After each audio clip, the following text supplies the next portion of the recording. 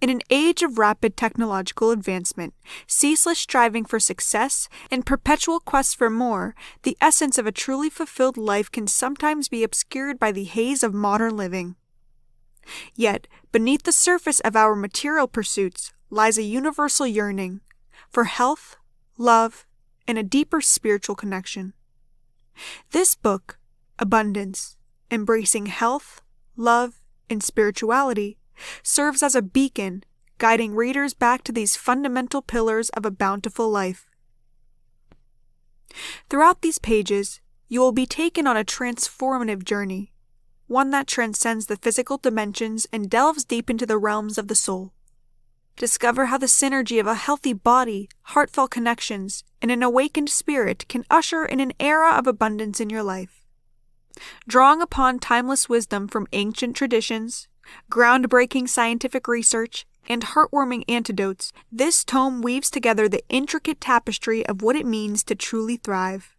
Abundance is not a destination, it's a state of being. It is the recognition that wealth isn't just about monetary riches, but the richness of the mind, heart, and soul. This book demystifies the path to such wealth.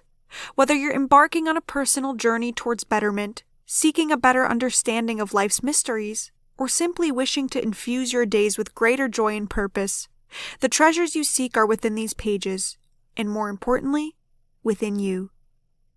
So, open your heart, engage your mind, and allow your spirit to be rekindled. Welcome to a life of abundant health, boundless love, and profound spirituality. Welcome to the Oasis of Abundance. Chapter 1. Abundance Health. Do you wish to achieve optimal wellness and health? Are you having a problem getting over an illness or coping with aches and pains that simply never seem to go away? These positive words will supply a huge boost to anybody utilizing the law of attraction principles to draw in wellness and vitality. If you mix these positive words with taking care of yourself and eating correctly, you'll transform yourself into an example of healthy thinking and living.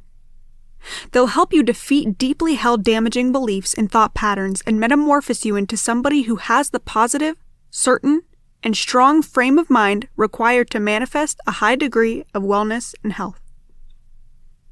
It has been said that without health, you have nothing. We urge you to do everything in your power to be as fit as you can, and there's no better place to begin than shifting the way you think of wellness. Get going with these positive words now. Take the first step on the road to a great life. Get all the info you need here. Health and fitness words. A great diet is the foundation for your wellness. In this book, you will find positive words to help you reprogram your brain and develop great eating habits. Positive words are most effective if you utilize them at least twice daily. The best time is first thing in the morning. The second best time is right before going to sleep. It would be good if you could utilize them at both these times and then sometime throughout the day also. You may utilize these words to change your negative eating habits and substitute them with much healthier ones.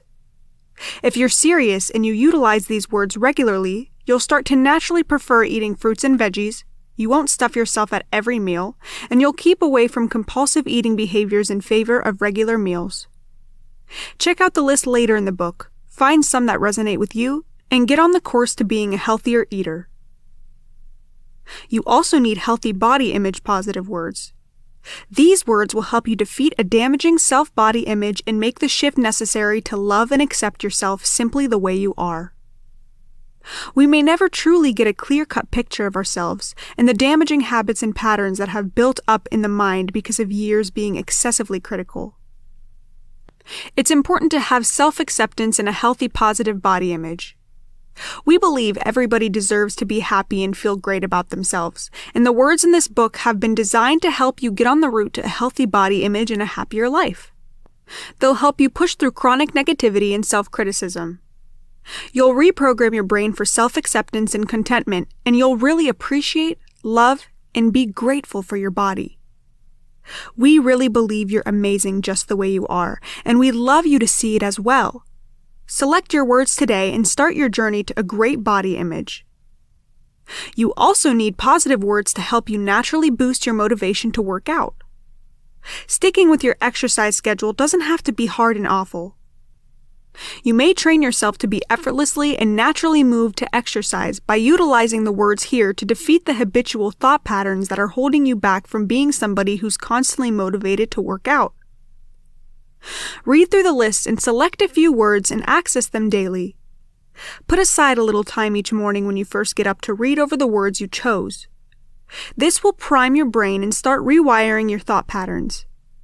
Do the same at night before you turn in. This is really effective for sending these positive words to your subconscious.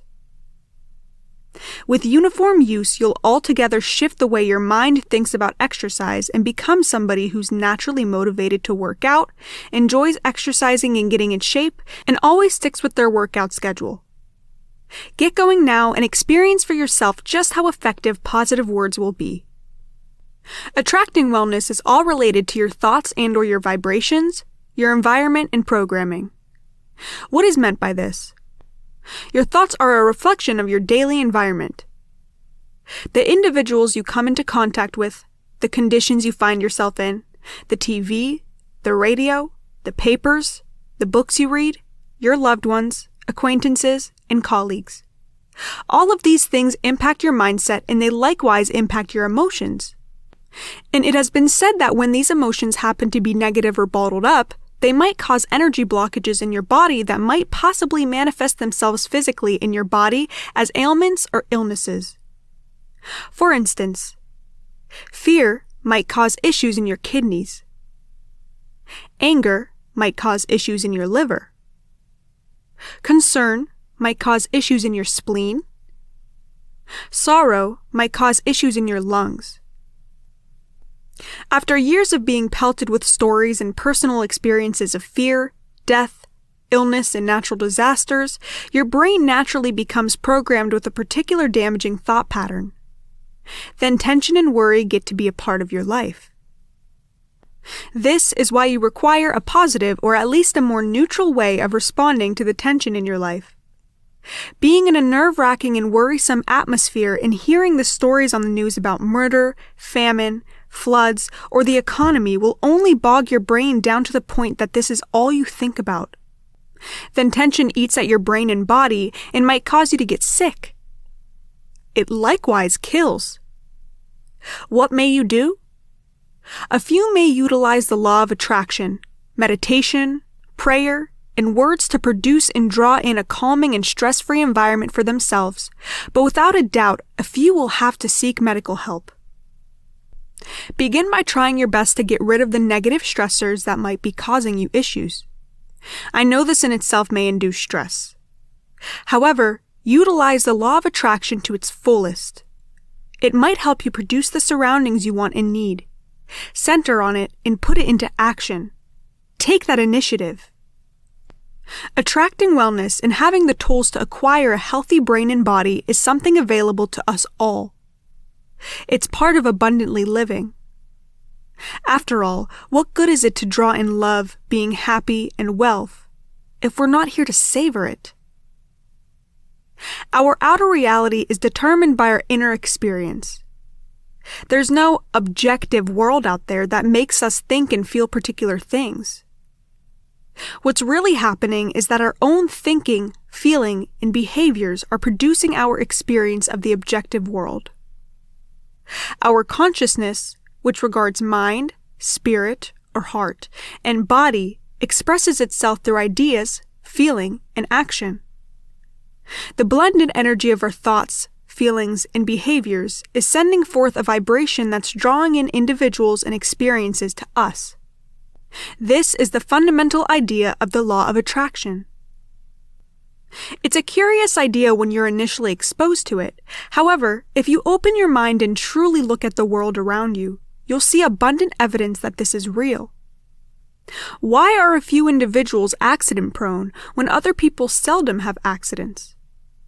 How is it that a few individuals form excellent relationships while other people can't get a date at all? Why do a few individuals battle with money while other individuals may make millions, go belly up, and then create millions again? We all cook up reasons in our mind to explain why this happens. We tell ourselves things like, they're simply smarter, or creative, magnetic, blessed, or lucky than I am.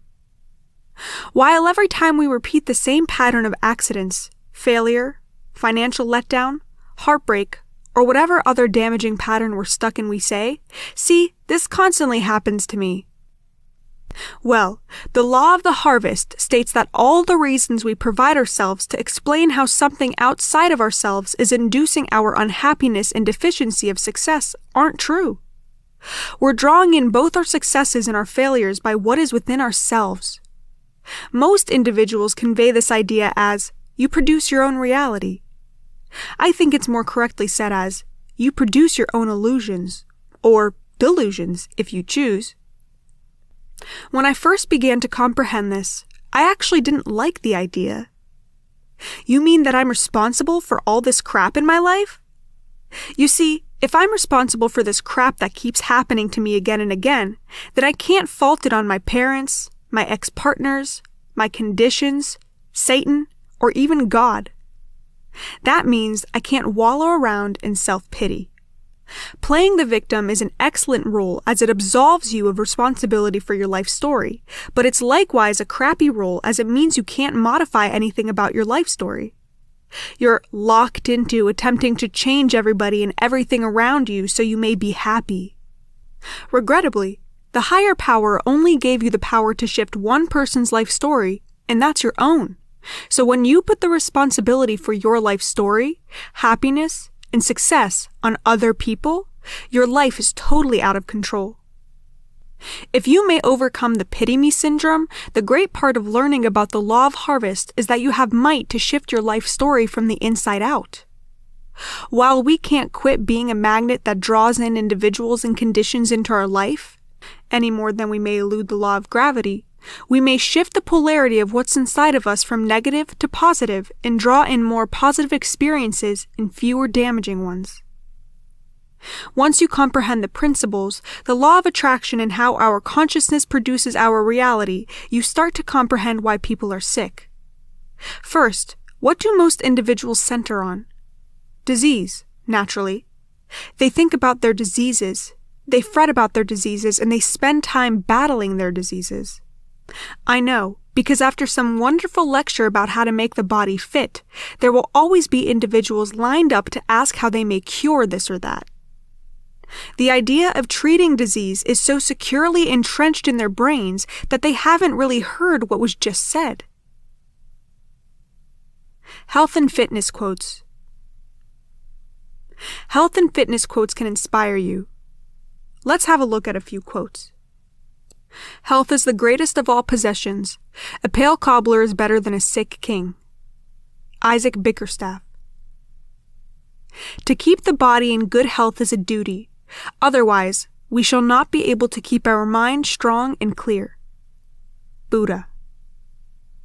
In health there is freedom. Health is the first of all liberties. Henry Frederick Emile. Health is the thing that makes you feel that now is the best time of the year. Franklin P. Adams. An hour of basketball feels like 15 minutes. An hour on a treadmill feels like a weekend in traffic school. David Walters. Look at your health, and if you have it, praise God and value it next to conscience. For health is the second blessing that we mortals are capable of, a blessing money can't buy. Isaac Walton. Want to learn to eat a lot? Here it is. Eat a little. That way, you will be around long enough to eat a lot. Anthony Robbins. If it weren't for the fact that the TV set and the refrigerator are so far apart, some of us wouldn't get any exercise at all. Joey Adams. If you don't do what's best for your body, you're the one who comes up on the short end. Julius Erving. When health is absent, wisdom cannot reveal itself. Art cannot become manifest. Strength cannot be exerted. Wealth is useless. And reason is powerless. The higher your energy level, the more efficient your body. The more efficient your body, the better you feel, and the more you will use your talent to produce outstanding results. Anthony Robbins. A man's health can be judged by which he takes 2 at a time: pills or stairs. Joanne Welsh. Living a healthy lifestyle will only deprive you of poor health, lethargy, and fat. Jill Johnson. Most of us think we don't have enough time to exercise. What a distorted paradigm. We don't have time not to. We're thinking about 3 to 6 hours a week, or a minimum of 30 minutes a day, every other day. That hardly seems an inordinate amount of time considering the tremendous benefits in terms of the impact on the other 162 to 165 hours of the week. Stephen Convoy. Those who think they have no time for bodily exercise will sooner or later have to find time for illness. Edward Stanley. When it comes to eating right and exercising, there is no "I'll start tomorrow." Tomorrow is a disease. W. L. Alanier. Take care of your body. It's the only place you have to live. Jim Rohn. Physical fitness can neither be achieved by wishful thinking nor outright purchase. Joseph Pilates. The difference between someone who is in shape and someone who is not in shape is that the individual who is in shape works out even when they do not want to. Rafael Mikado. If your dog is fat, you're not getting enough exercise. Rafael Mikado. Understanding the pillars of health and fitness. Health and fitness are multifaceted, and optimizing them requires a holistic approach. Most health and fitness experts generally agree on several core pillars that contribute to overall well-being. Here are the commonly accepted pillars of health and fitness. Nutrition. Balanced diet. Consume a variety of nutrient-rich foods from all food groups to ensure you're getting a well-rounded mix of macronutrients, proteins, fats, and carbohydrates, and micronutrients, vitamins and minerals. Hydration. Drink plenty of water daily. Hydration is vital for nearly every bodily function, including metabolism and waste removal. Limiting processed foods. Reducing the intake of high sugar, high sodium, and high-fat foods can significantly improve health outcomes. Physical activity. Cardiovascular exercise. Engages large muscle groups, primarily the heart and lungs. Examples include walking, running, cycling, and swimming. Strength training. Helps in building muscle mass, improving bone density, and enhancing metabolic rate. This can involve lifting weights, resistance band exercises, or body weight workouts. Flexibility and mobility. Activities such as yoga, Pilates, and static or dynamic stretching can improve joint health and muscle flexibility. Balance and coordination. Exercises that challenge and improve your balance can be beneficial, especially as one ages. Mental health. Stress management. Techniques such as meditation, deep breathing, and mindfulness can assist in handling stress. Quality sleep is crucial for recovery, cognitive function, and overall health. Aim for 7 to 9 hours for most adults. Social connection.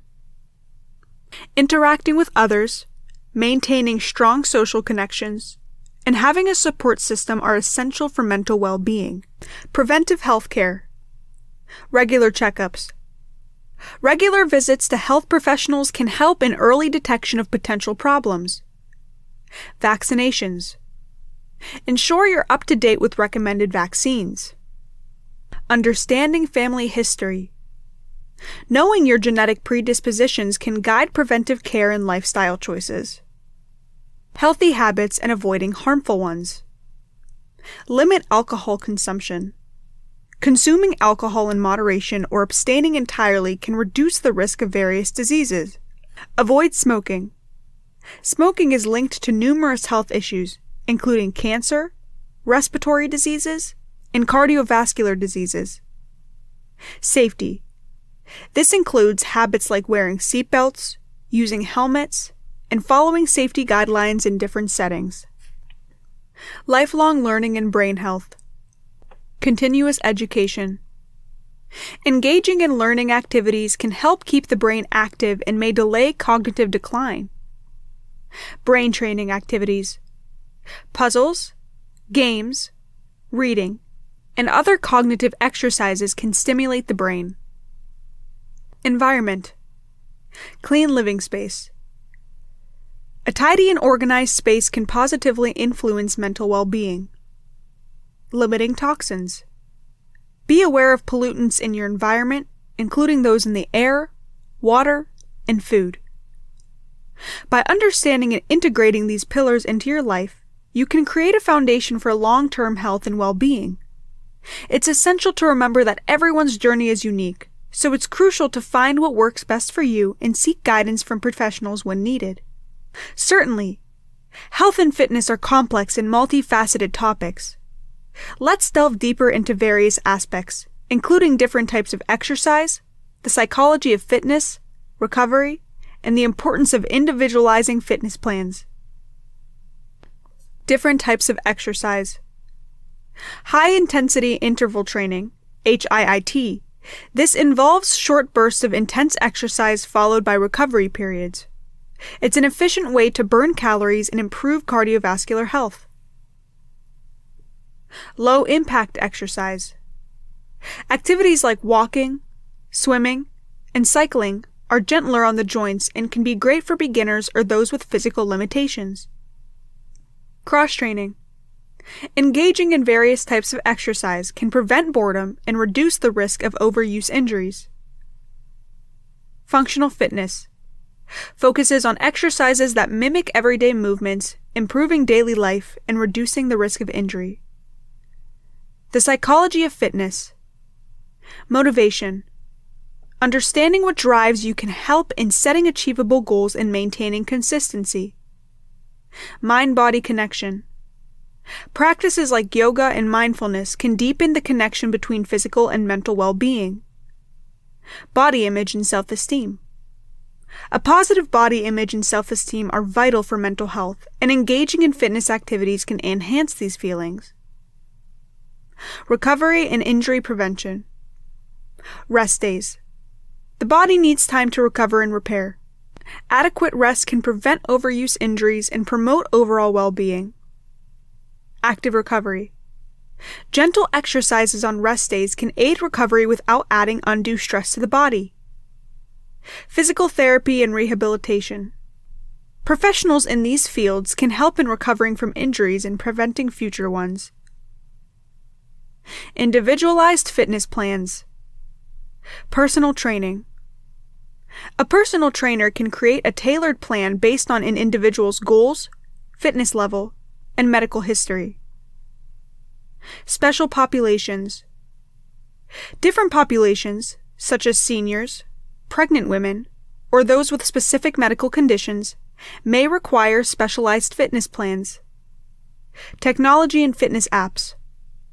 Wearables and apps can personalize workout plans and nutrition guides, offering flexibility and support. Nutrition for fitness. Sports nutrition. Athletes and those engaging in intense training may have specific nutritional needs to support performance and recovery. Supplementation. Some individuals may benefit from supplements, but it's essential to consult with healthcare providers to understand what's appropriate. Meal timing. Eating at the right times in relation to exercise can impact energy levels and recovery. Health and fitness for different life stages. Children and adolescents. Encouraging physical activity and healthy eating habits early can set the stage for lifelong health. Adults. Balancing work, family, and other commitments while maintaining a healthy lifestyle can be challenging but is crucial for a long-term well-being. Seniors. Regular exercise and proper nutrition can enhance quality of life, maintain independence, and reduce the risk of chronic conditions. Health and fitness are lifelong endeavors, not temporary goals. By understanding the complexities, embracing a multifaceted approach, and adapting to life's changing circumstances, individuals can create a sustainable and rewarding lifestyle that promotes overall well-being. This journey often benefits from the guidance of health and fitness professionals, ongoing education, and a supportive community.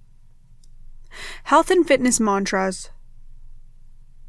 You are able to use mantras to take yourself into having great health and fitness. Let's look at a few mantras. I am naturally healthy. I am attracting health into my life. I have a strong body. My mind is healthy. I will become healthy in mind and body. I will always take my health seriously. I am finding new ways to take care of myself and live a balanced life. Each day it is easier to do what I know what is best for my body. My mind is completely focused on achieving optimal health. I manifest abundant well-being with the power of positive thinking. I am grateful for my perfect health. I believe in my ability to attract health into my life. I always just naturally do what is best for my body. I am highly focused on living a healthy lifestyle. I always seem to recover from illness very quickly. I always take my health seriously. I always recover from illness quickly. I eat healthy and exercise regularly. I am attracting health into my life with the law of attraction. I am becoming healthier. I enjoy exercising. I can easily sense when my body needs rest and relaxation. Thinking positively about my health comes easily to me. Health, vitality, and happiness are steadily increasing with every day. I will always remember that thinking positively is the foundation for a healthy life. I am beginning to listen to my body and take the action necessary to heal it. I easily choose healthy snacks over junk. I eat lots of fruits and vegetables. I always eat a balanced meal. I am naturally healthy and strong. Others see me as someone who is just always happy, healthy, and vibrant. I find it easy to eat right and take care of myself. Others are beginning to notice that I always eat healthy. I am getting healthier thanks to my healthy eating habits. I will continue to improve the quality of my diet. I only eat healthy food. I eat at regular intervals throughout the day. I am a disciplined eater. I always make sure to eat breakfast. I eat healthy to energize my mind and my body. I am dedicated to eating healthy foods every day. I am focused on providing proper nutrition to my body. I am becoming a healthy eater. I will always eat vegetables at every meal. Eating healthy is becoming easier. I am starting to eat more moderately sized meals. I enjoy fruits and vegetables. I fuel my body with only the best foods. Others see me as someone who is health conscious and in control of their diet. I make sure to eat meals at the same time every day. I enjoy eating healthy food. I always start my day off by eating something healthy. Nutrition is very important to my quality of life. I find it easy to eat a healthy diet. I am a natural healthy eater. I love vegetables. I am beautiful. I love my body. I'm starting to enjoy the taste of fruits and vegetables. I will always choose nutritious food over junk. I have a healthy body image. I accept myself completely. I am thankful for my body. I am building a positive body image. My body is perfect just the way it is. I will have a healthy body image. I will always love my body no matter what. I am beginning to accept myself more and more. I am confident in the way I look. I always feel comfortable in my own skin. I appreciate my body. I am beginning to feel content with the way I look. I am becoming happier with my body. Each day I look and feel better. I find it easy to think positively about my body. People are drawn to me because I am confident in the way I look. My body is beautiful and I respect it deeply. Having a healthy body image comes naturally to me. Feeling positive about my body is normal for me. I naturally love and accept my body. Whenever I look in the mirror, I always see something positive. I will always have gratitude for my body. My self-acceptance is beginning to change the way other people see me. I am overcoming negativity and building a positive attitude towards myself. I am finding it easier to feel confident in the way I look. Having a healthy body image improves the quality of my life. I deserve to be confident and happy. Self-acceptance comes naturally to me. I am becoming more and more motivated to exercise. I am changing into someone who is always motivated to exercise. I will exercise even when I don't feel like it. I will exercise every day and achieve the body of my dreams. I am naturally driven to get in shape and be the healthiest I can be. I exercise every day and I love it. I am always motivated to exercise. I stay motivated throughout my entire workout routine. I am in great shape because I never miss a workout. I always look forward to exercising. I am totally focused on getting myself in shape. I am naturally driven to get in shape. I am the kind of person who just loves pushing myself during my workout. It feels great when I exercise regularly and take care of myself. I am motivated to exercise. I always stick to my exercise plan. I always finish all my exercises. I will motivate myself to exercise. I love exercising. I am totally focused on sticking to my workout routine and getting in shape. My motivation to exercise is helping me to achieve optimum health. I am finding it easier to motivate myself to exercise. I will always finish my workout no matter how tired I am. Others are beginning to notice how dedicated I am to getting in shape. I am transforming into someone who exercises regularly and is in great shape. I am starting to go to the gym every day. I am naturally motivated to exercise. The motivation to exercise comes naturally to me. I find it easy to get pumped up about going to the gym every day.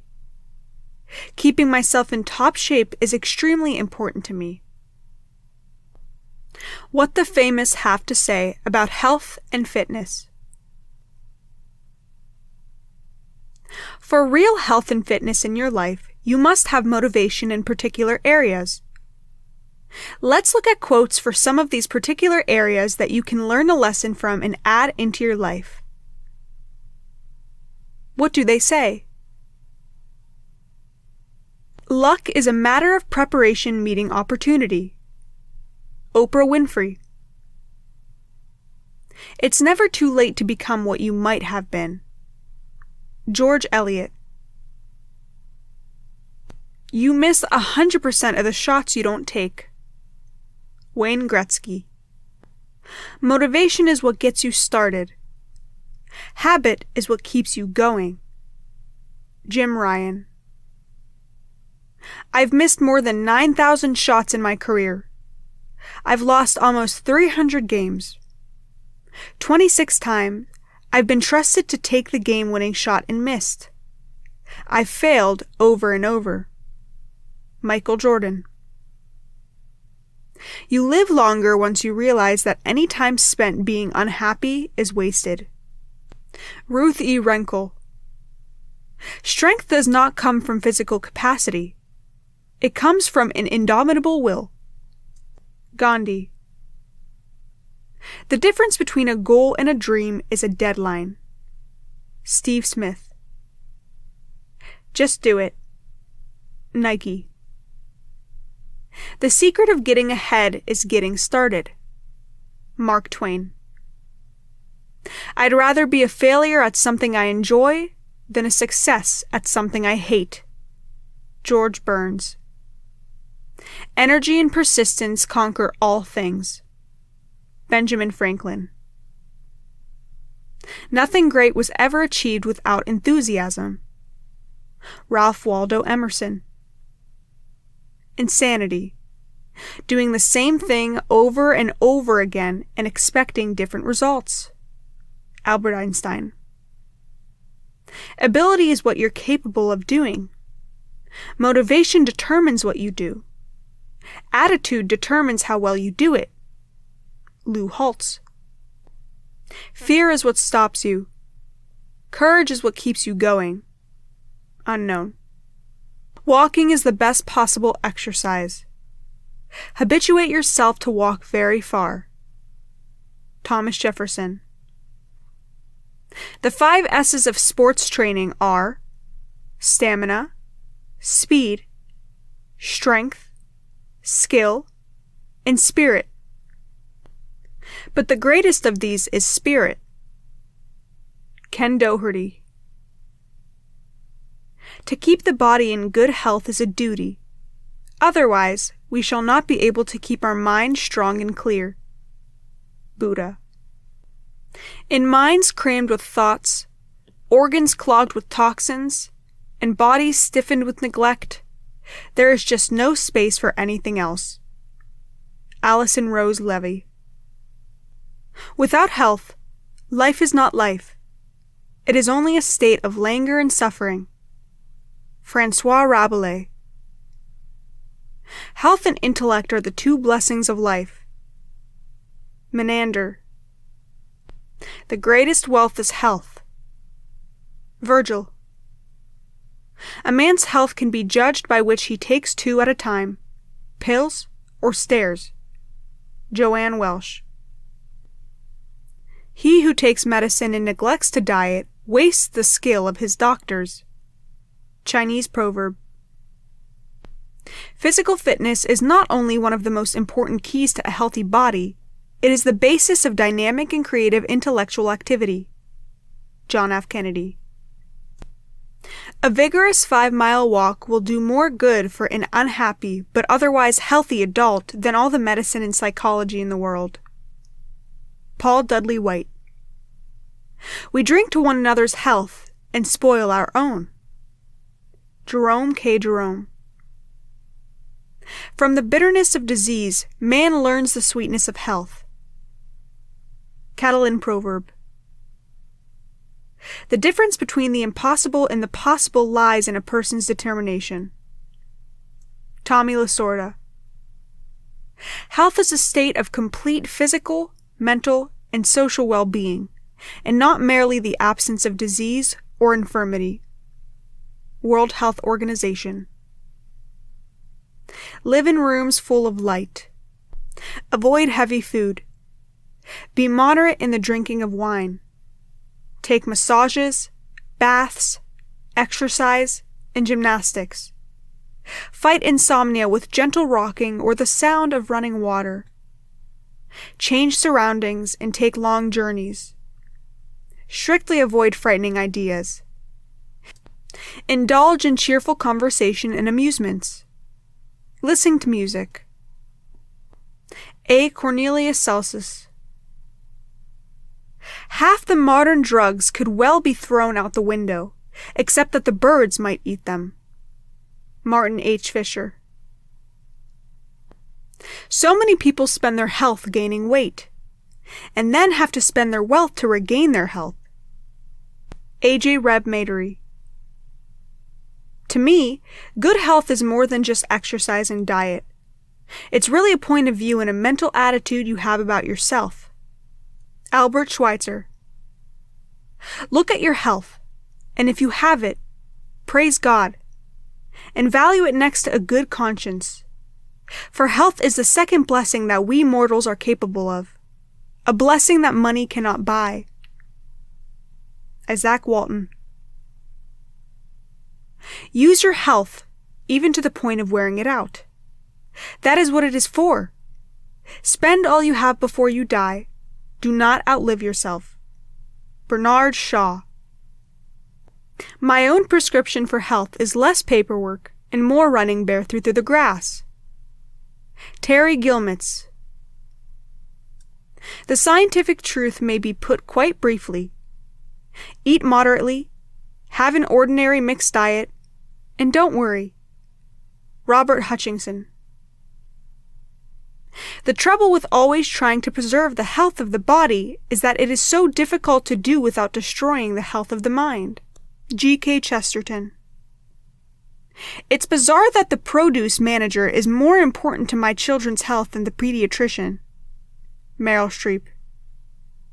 Sedentary people are apt to have sluggish minds. A sluggish mind is apt to be reflected in the flabbiness of the body and in a dullness of expression that invites no interest and gets none. The patient should be made to understand that he or she must take charge of his own life. Don't take your body to the doctor as if he were a repair shop. Quentin Regestein. Health and Fitness Conclusion.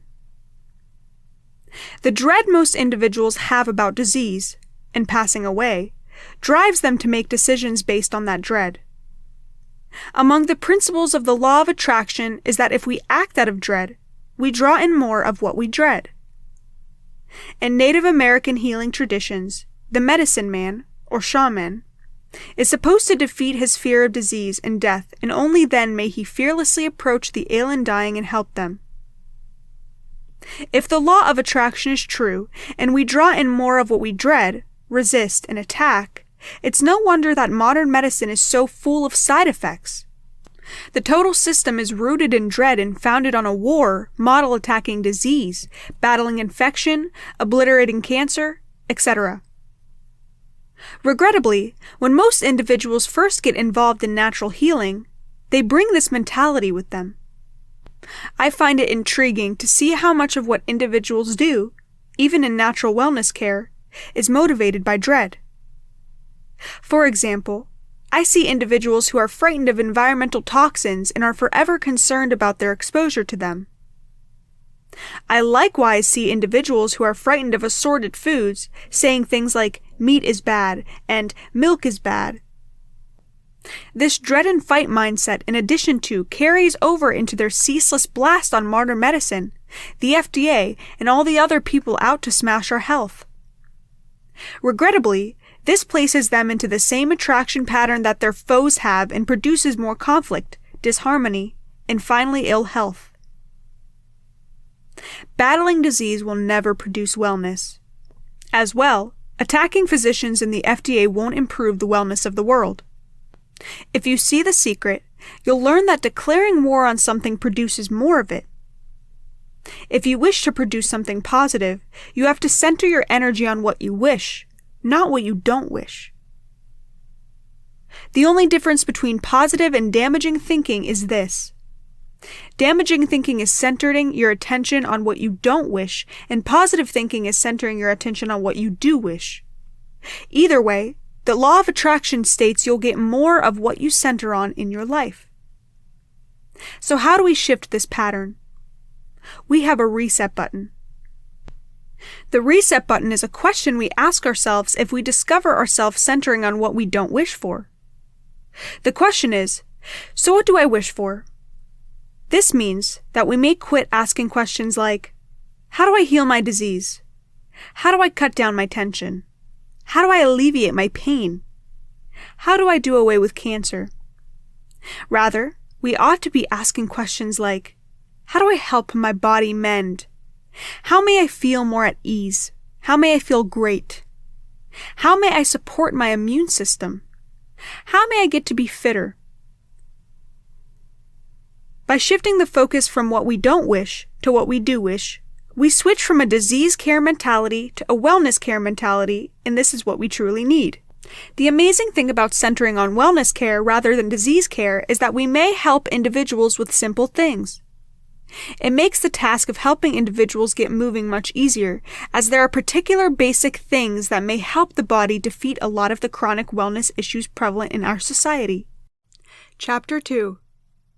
Abundance Love. Are you rich in love, prosperity, and joyfulness?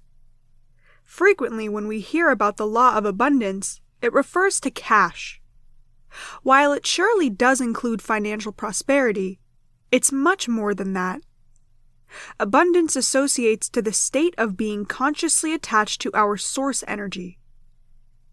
By the universal laws that rule all of us, abundance is already provided. By grace, it's already ours. However, our receiving of abundance is contingent on our particular alignment with it. Get all the info you need here. About love and abundance. Everything is energy, including us. We're constantly vibrating something. What we center attention on decides how we're vibrating. By centering attention on the heart of who we are, our entire being starts to vibrate more expansively. Then, as like draws in like, we draw to ourselves any and all things that are in sync with this grand heart energy. We get an increase in love, light, joyfulness, well-being, creativeness, enthusiasm, prosperity, gratitude, and an ever-deepening, awe-filled consciousness of who we are. This is an abiding principle within universal laws. It's the simple fact that there's a limitless source of everything we require or could ever wish for. This grand abundance is already ours, endlessly available to all of us day in and day out. If we line up with the law of abundance, then we move in unity with it. In that unity, the sole thing that restricts you, beliefs in deficiency and limitation, dissolve. Happiness is your nature. It isn't wrong to want it. What is wrong is seeking it outside if it's inside. Sri Ramanana Maharshi. Recently, I heard somebody say, "You can't get wealth. It's the other way around. Wealth is forever reaching you." This is what I've experienced as well. I may feel the vibration of the law of abundance all around and inside me, And as well, I'm becoming mindful of places where I've backed away from it, really resisting it simply by fretting about it. For many of us, this is caused unconsciously or semi-consciously. To gain abundance, we have to be willing to become mindful of where we center our attention and what we trust to be true. In our physical domain, the sun is a great symbol of this law. It's a light that's constantly shining, in all ways, at all times. It lights up everything, bestowing clarity. Its unlimited light gives life. There's nothing that any of us have to do to earn this light. It just shines on us. So why isn't everybody consciously receiving abundance and prosperity all the time? Continue on. As we live our life story, we encounter conditions that cause us to envisage or dream of something that lies past our present experience. Frequently, this comes from going through the opposite of what we wish. If there's a constant between what we wish and what appears to be available, out of that contrast, a desire is born. This desire rallies creative power. This automatically produced desire is how we get channels from the infinite creative power to flow through us, and is a part of the procedure of how we line up with the law of abundance. This has occurred since the birth of our kind, and is how inventions are brought about, symphonies are made, evolutionary discoveries occur, and how our bodies have evolved. This summoning procedure happens on each level of life, including the cellular level of our bodies. There are no bounds to this summoning procedure or what may be produced with it. As a desire summons forth original power and the desire is given more attention by picturing the desire fulfilled, we start to go through how it feels to have the desire satisfied. That shifts our vibrations to be in sync with the vibration of the state we wish to attain and by the laws of the universe that state brings about. This is the law of abundance working.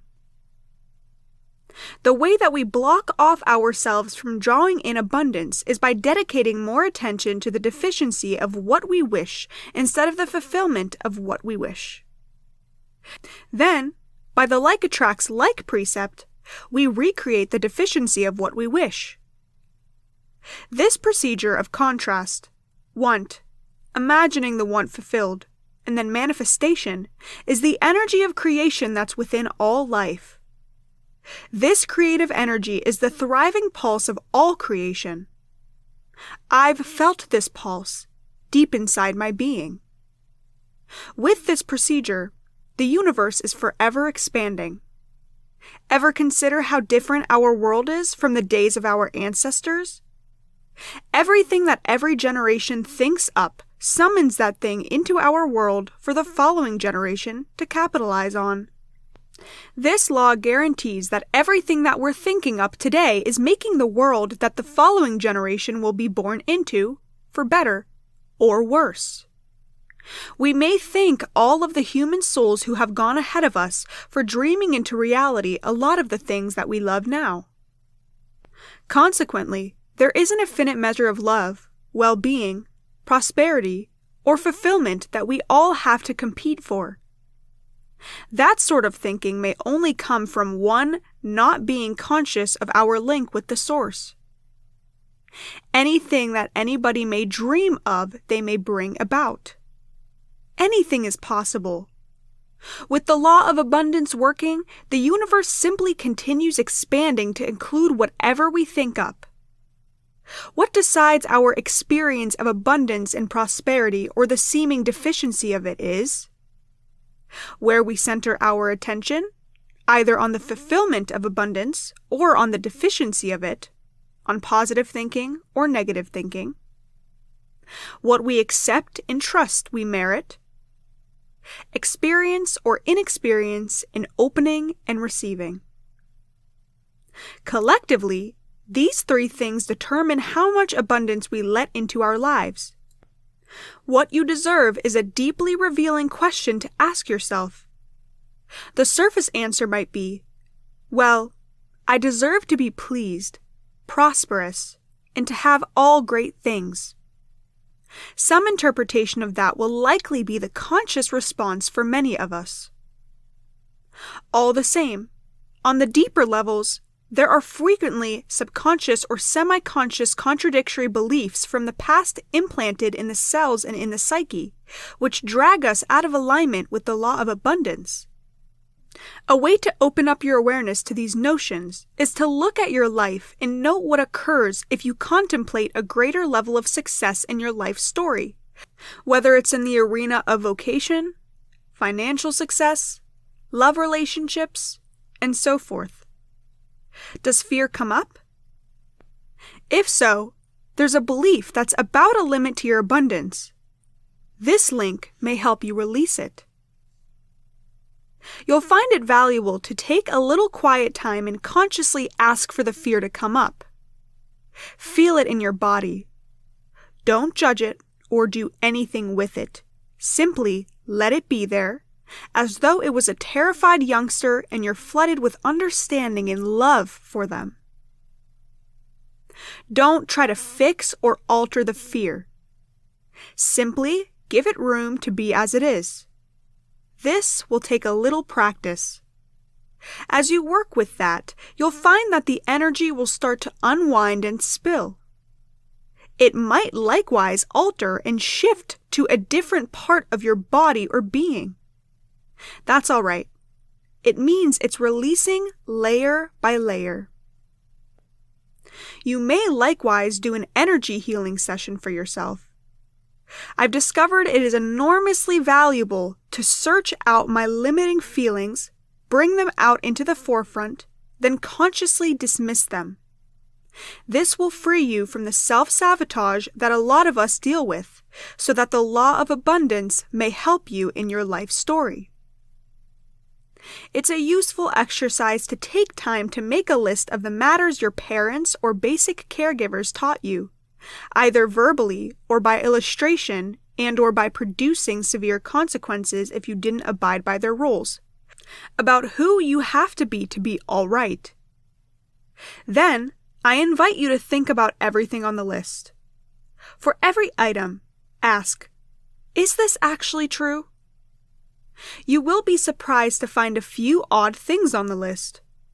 Commonly, our parents were well-meaning, but all the same, they passed on their own concerns and limits to us, consciously or unconsciously. From these acquired beliefs, you build self-judgments about how you look, what becoming successful ought to look like, how you ought to act, feel, and think, and so forth. A lot of us were really taught to be leery and critical of anybody who was rich. What sort of beliefs do you believe that would create inside you about cash?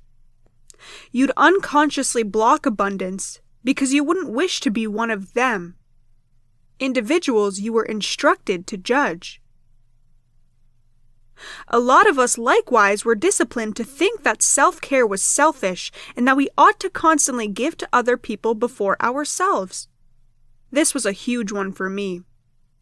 I came to see that the sole way I may give to other people is if I'm tapped into my own well-being first.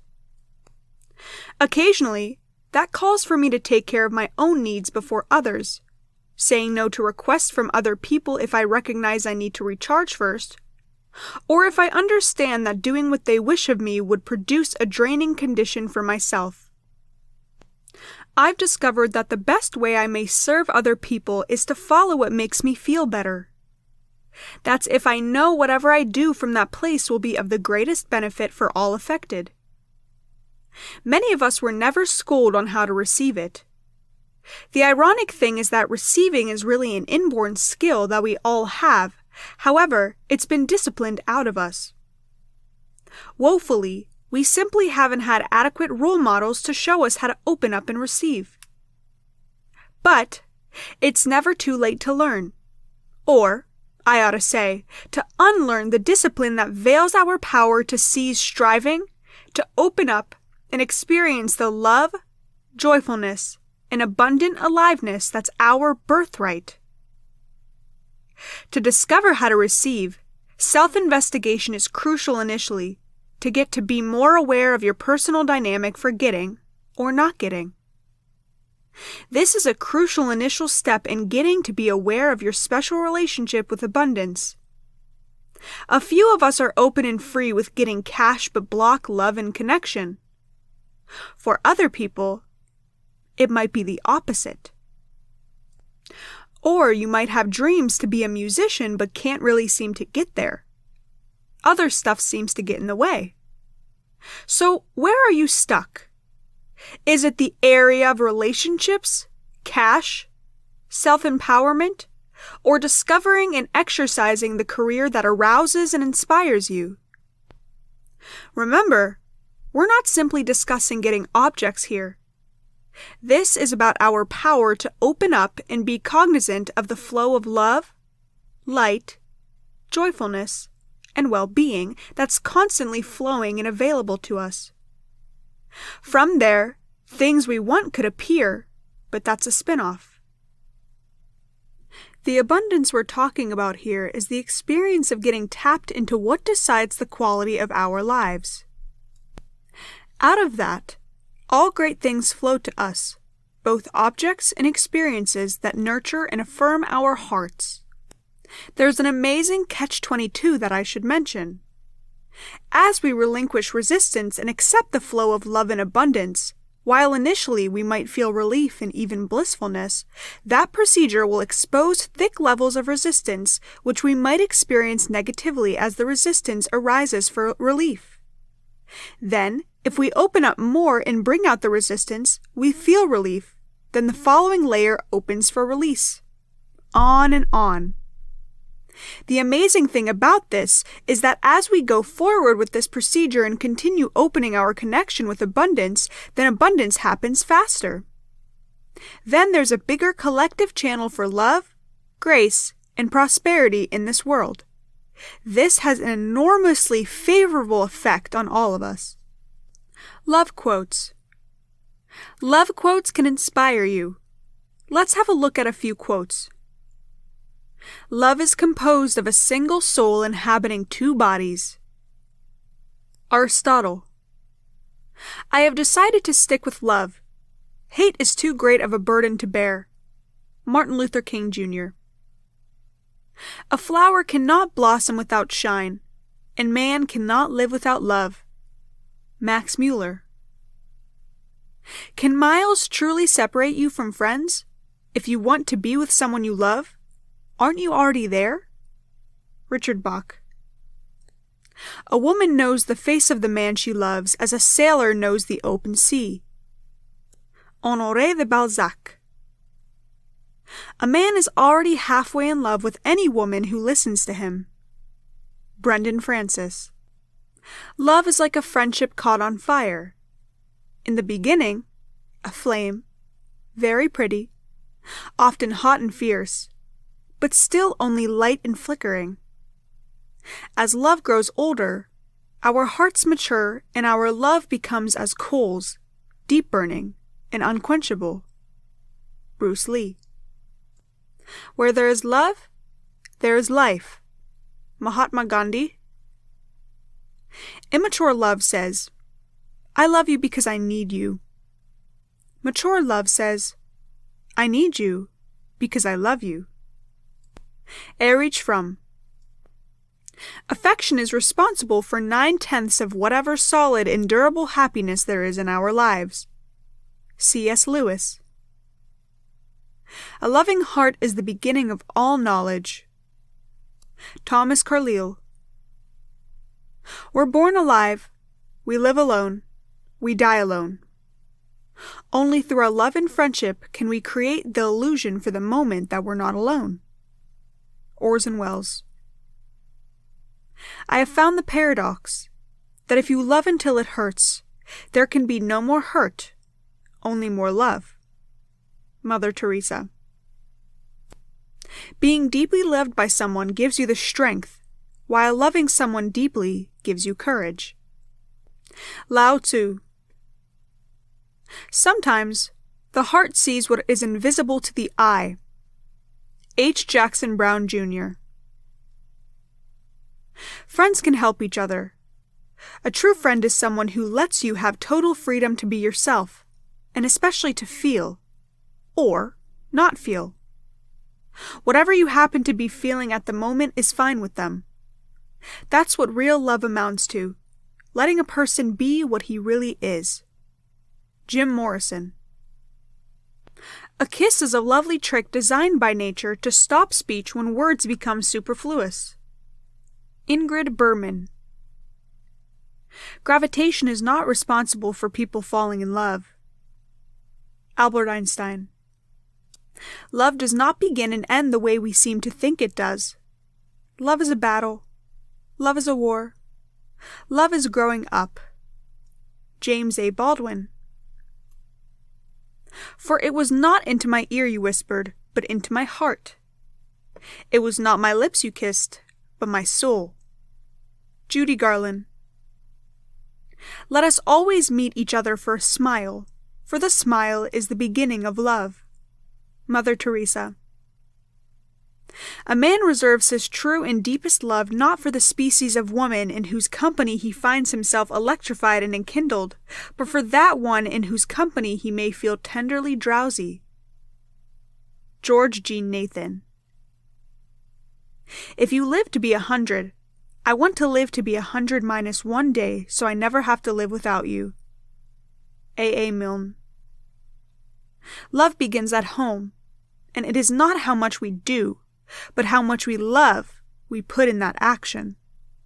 Mother Teresa. Understanding the pillars of love. The concept of love is intricate, multifaceted, and can be interpreted in various ways. Across history, philosophy, psychology, and other disciplines, love has been dissected and studied. One way to understand love is by considering it in terms of pillars or fundamental elements. While different sources may break down love differently, a common framework can be found in Dr. Robert Sternberg's triangular theory of love. Here are the 3 pillars as he describes them. Intimacy. Description. This pertains to feelings of closeness, connectedness, and bondness in loving relationships. Manifestations. Desiring to promote the welfare of the loved one, experiencing happiness with the loved one, holding the loved one in high regard, being able to count on the loved one in times of need, sharing oneself and the one's possessions with the loved one, receiving emotional support from the loved one, giving emotional support to the loved one, communicating with the loved one, and valuing the loved one. Passion. Description. This involves the drives that lead to physical attraction, romance, and sexual consummation. It can be thought of as the fire or spark in a relationship. Manifestations. Long-term commitments, such as marriage, and short-term ones, such as joint ventures or shared projects. Commitment. Description. This embodies the decision to love someone and maintain that love. Commitment, in the longer term, refers to the shared achievements and plans made with that person. Manifestations. Being in love with the loved one and maintaining that love. It can be a short-term decision to love someone and a long-term commitment to maintain that love. Combining these 3 pillars in different ways results in various types of love. Intimacy alone, liking or friendship, passion alone, infatuated love, commitment alone, empty love, intimacy and passion, romantic love, intimacy and commitment, compassionate love, intimacy and passion and commitment, consummate love, the complete form of love. While Steinberg's theory is widely referenced, it's essential to note that interpretations of love differ culturally, personally, and contextually. Some might also consider additional factors like trust, respect, and understanding as other pillars or fundamental elements of love. The key is to acknowledge that love is a complex emotion that evolves over time and can be experienced and expressed in myriad ways. Certainly, the concept of love is deep and layered.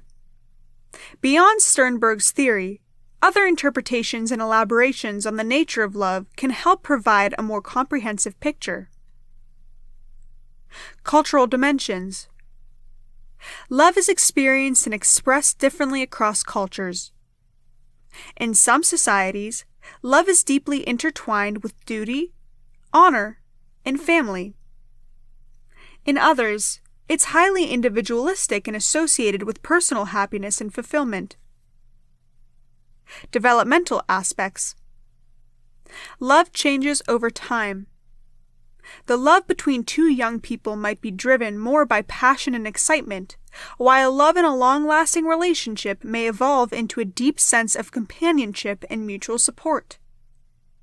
Understanding love also involves recognizing its growth and evolution in the lifespan of a relationship. Unconditional love. Often associated with parental love, it's the kind of love that is given freely without expecting anything in return. This form of love is accepting and does not judge, and it remains steadfast regardless of circumstances. Self-love. Before one can truly love others, it's believed by many that one must first love oneself. Self-love is about acceptance, understanding, and being kind to oneself. It's the foundation upon which our capacity to love others is built. Agape love. Stemming from ancient Greek, agape refers to a kind of selfless, spiritual love. It's the kind of love that exists regardless of changing circumstances and often regarded as the highest form of love, surpassing affection or friendship. Eros. Another ancient Greek term, Eros refers to romantic, passionate love, often with sensual desire and longing. Unlike the broader agape, it's more specific to the feelings between lovers. Storge. This is often associated with familial love, especially the affectionate bond that grows slowly over time and is based on similarity. Philia. Yet another Greek term, philia refers to the love that exists in deep friendships. It's characterized by a mutual respect, understanding, and emotional bond. Trust and safety. For many, the foundation of love is trust. Without trust, many of the other elements, intimacy, passion, commitment, become unstable. Empathy and understanding. Truly understanding and empathizing with a partner's feelings and experiences is a pillar of deep and enduring love. This involves active listening and the willingness to step into another's shoes. Physical expression. Physical touch, from holding hands to intimacy, is a powerful form of communication and connection in love. For many, it's an essential pillar in maintaining closeness in a relationship. Shared experiences and growth. Over time, shared experiences and memories can become a cornerstone of love. Growing together, overcoming challenges, and building a life side by side often deepen the bonds of love. Remember, everyone experiences and expresses love differently. The pillars that are crucial for one person might differ from another. The key is open communication and understanding, both in terms of understanding oneself and one's partner. Love mantras. You are able to use mantras to take yourself into having great love and abundance. Let's look at a few mantras. I understand my partner perfectly as I am able to see his or her point of view. Whatever be my relationship, love and forgiveness is the foundation of that relationship. In all my relationships, with my parents, siblings, my life partner, or my friends. I only give love and seek love. It is easy for me to express love, and in return, it is easily expressed back to me. Love is attracted to me, and I am attracted to love. I attract love so easily that my phone is ringing off the hook for dates. I am ready to love again, and I welcome love with open arms. I clearly see myself in love with the man or woman of my dreams. I am surrounded by love and everything is fine. My heart is always open and I radiate love. I love myself and everybody else, and in return, everybody loves me. Everywhere I go, I find love. Life is joyous. My partner and I are a perfect match for each other, and the love between us is divine. I radiate pure, unconditional love to my partner, and he to me. We complement each other. I see everything with loving eyes, and I love everything I see. My partner is the love of my life and the center of my universe. He loves me as much as I love him. I love myself unconditionally and accept myself as I am. I accept that to err is human, and I forgive myself for all my mistakes. I am proud of myself and all that I have accomplished. I recognize the divinity in me. I respect myself and treat myself with kindness and love. In life, I always get what I give out, and I always give out love. I encounter love in all my relationships, and I love these encounters. I deserve love, and I get it in abundance. I follow God's example of true love. I am worthy, and so is everybody. I love them all. As a human being, I have both strengths and weaknesses. I concentrate on my strengths and ignore my weaknesses. I love myself and I love the world. I know that love is everything. I am my own best friend. I am also a friend to the world. I am attracting emotionally available partners to my loving and giving spirit. I have attracted the most loving person in my life, and life is now full of joy. I always express my feelings openly to my partner. That way, she or he doesn't have to guess anything. Mantra. Loko samasta sukhinu bhavantu. Translation: might all beings far and wide be happy and free, and may the thoughts, words, and actions of my own life contribute in some way to that happiness and to that freedom for all. Modern adaptation. Most commonly related with the Jivamukti Yoga School, this mantra is a commanding way to dedicate yourself to living a life of non-harming and being of service to the greater good. This mantra encourages cooperation, concern, and living in harmony with the environment, animals, and our fellow human beings.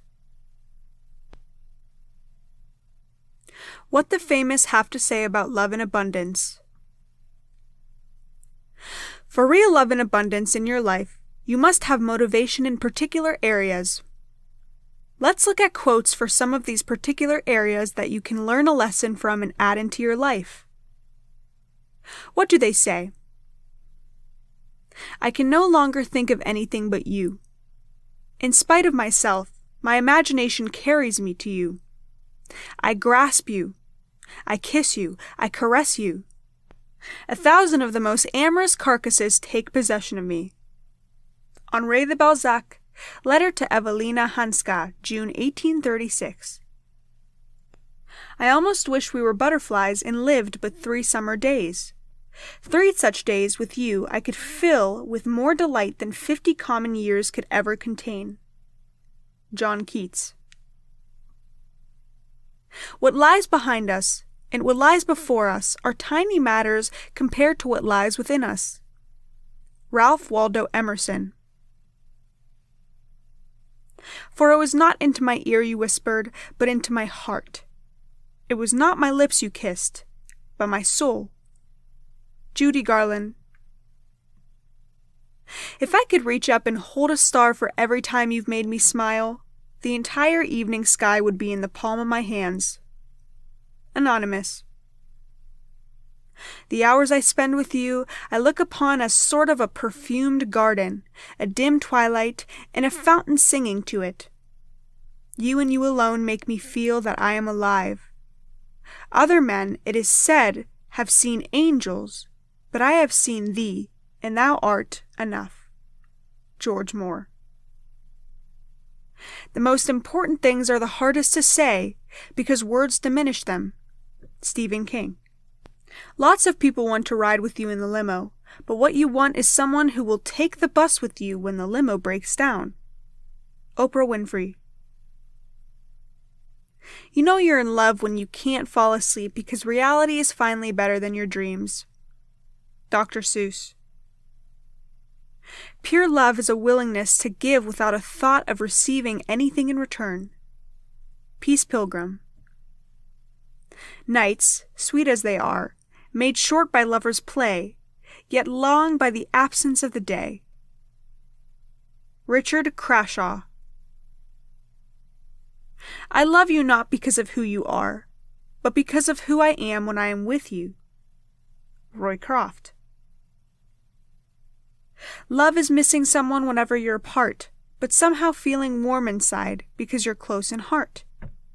Kay Knudsen. We all want to fall in love.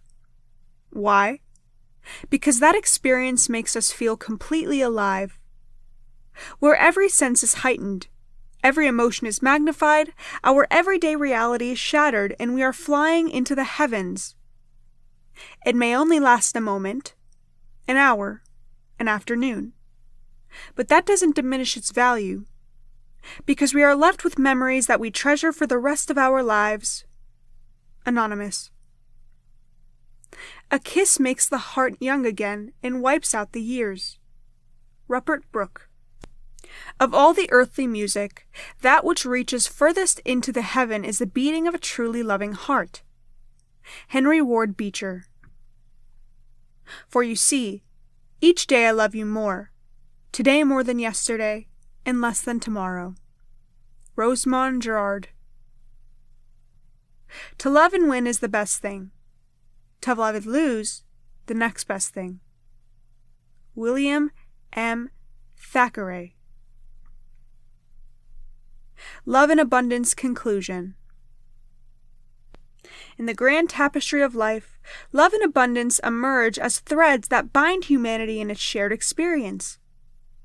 Love, an ageless force, transcends boundaries, breaking barriers of language, culture, and geography. It's the reasons poets write, artists create, and musicians sing. Love, in its many forms, has the power to transform individuals, communities, and even the trajectory of entire civilizations. Parallel to love, abundance is not just a measure of material wealth, but an embodiment of plenty in emotions, experiences, and connections. True abundance is not about having, but about feeling fulfilled. It lies in realizing that life's richness isn't determined by the accumulation of goods, but by the depth of our relationships and the breadth of our gratitude. Yet, there's a lesson ingrained in these concepts. Love and abundance flourish not when they're hoarded, but when they are shared. Just as a flower only truly displays its beauty when it blooms for the world to see, love and abundance manifest their fullest potential when given away freely, without expectations or conditions. In conclusion, the journey of life becomes meaningful when navigated with love and an attitude of abundance. As we move forward, let's remember to cherish the moments of genuine connection, to give without counting, and to live with hearts wide open to the myriad of possibilities life offers. For in doing so, we don't just exist, we truly live. We draw in a reflection of what's going on within us into our life story. So, if you are feeling pitiful, mad, or restricted because of your weight, wellness, job, or past relationships, then you'll draw in somebody into your life who's likewise sad or mad. If you had an issue with one of your parents, you'll likewise draw in an individual with the same issue into your life story so you are able to continue to heal that relationship. Let's say, for instance, that your father abandoned you. This means that you might draw in a partner who's afraid of commitment. If your mother was mad and always yelling, you could draw in a mate with an atrocious temper. Before you center on attracting new love into your life, it's crucial to do a little good work on yourself first. Once you've achieved these tasks, you're ready to draw in the right love into your life. Chapter 3. Abundance Spirituality. Abundance, as depicted by many, would imply plentiful or wealth, and spirituality would imply to live in the spirit or to be inclined toward a religious mental attitude towards life. What my observation has been that most individuals, when on a spiritual journey, shun abundance. They believe that to be blessed with abundance would block their spiritual advancement. I, for one, totally take issue with this concept. Get all the info you need here. About spirituality and abundance. Other people might have their own belief, and you're most welcome to state it. Extravagant desire for wealth and things which you can't have leads to misery, I concur. Extravagant hoarding of money or the pursuit of money alone and not enjoying it, or the simple things in life too, leads to sickness and depression. Later, I had a deeply spiritual individual state that she doesn't want any cash, which I thought according to the law of attraction was that of a horrible mental attitude toward life. To deny abundance in your life is to block off all avenues of advancement. And this got me thinking of this subject on when to draw a line on spirituality or how to strike a balance with the two areas in your life. How do we recognize our assigned role in life or in this world? What if our role was to bring in cash in order to do good with it for other people, like the role of a philanthropist? If all the individuals in the world ostracized abundance from their life to go after spirituality, who'd feed the hungry and heal the ill? I know a few of you might think this is conflicting with making life simple. Abundance is part of our life. We require abundance in our lives. It's in giving that we receive. However, don't give only with the aim of getting alone, however, to make another's life better. However, don't be so unattached as to ostracize fortune when it raps on your door.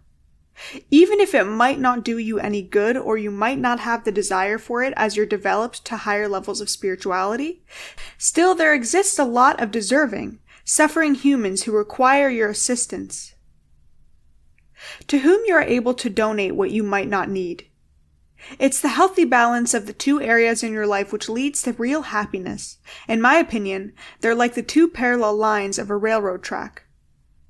In order for the train known as life to run swimmingly, we need both lines intact in parallel, and this life would reach excellent heights. It's our duty toward ourselves to live a great life, not to wish for lack. I don't believe in quantity, however. I'm a solid believer in quality.